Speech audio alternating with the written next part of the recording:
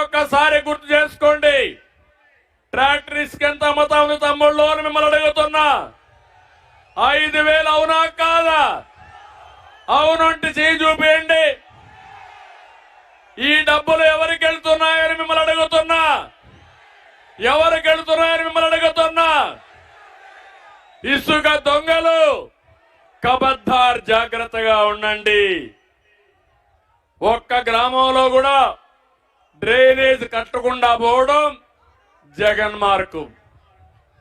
గ్రామంలో సిమెంట్ రోడ్లు 25,000 కిలోమీటర్లు నిర్మాణం చేసింది తెలుగుదేశం పార్టీ మార్కు. అవునా కాదా అని అడుగుతున్నా.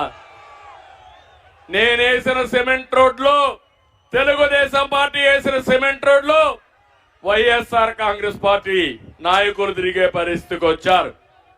నేను అడుగుతున్నా, ఎక్కడన్నా రోడ్లు బాగున్నాయా తమ్ముళ్ళు అని అడుగుతున్నా. అన్ని రోడ్లు గుంతలు పెట్టిన మార్కు జగన్ మార్కు. అవునా కాదా?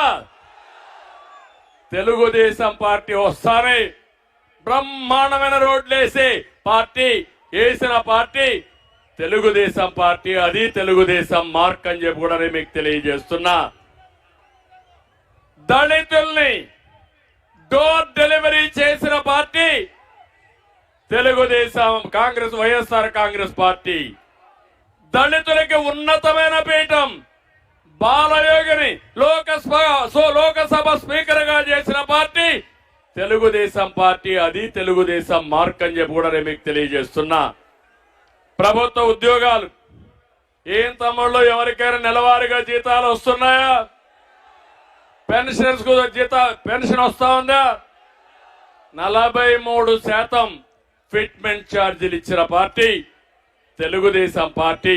అది తెలుగుదేశం మార్క్ అని చెప్పి కూడా నేను మీకు తెలియజేస్తున్నా. నేను ఒక విషయం మీ అందరికీ విజ్ఞప్తి చేస్తున్నా. అందరికీ అన్యాయం జరిగింది.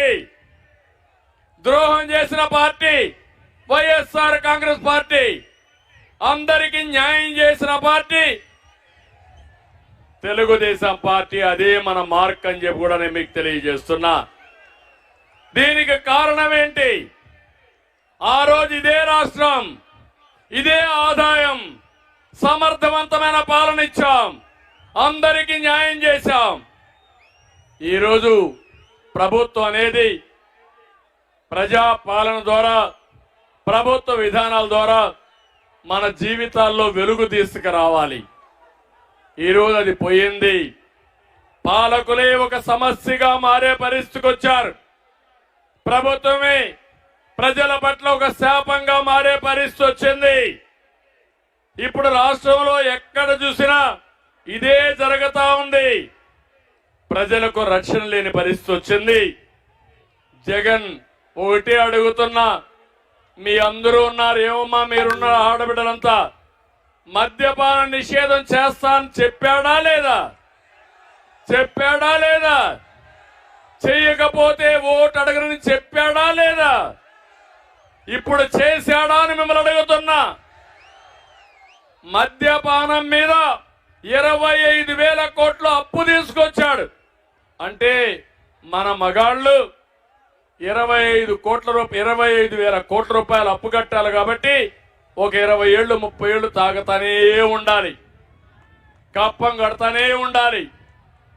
అందుకే ఏ మాత్రం సిగ్గు శరణం ఉంటే జగన్మోహన్ రెడ్డి అడుగుతున్నా,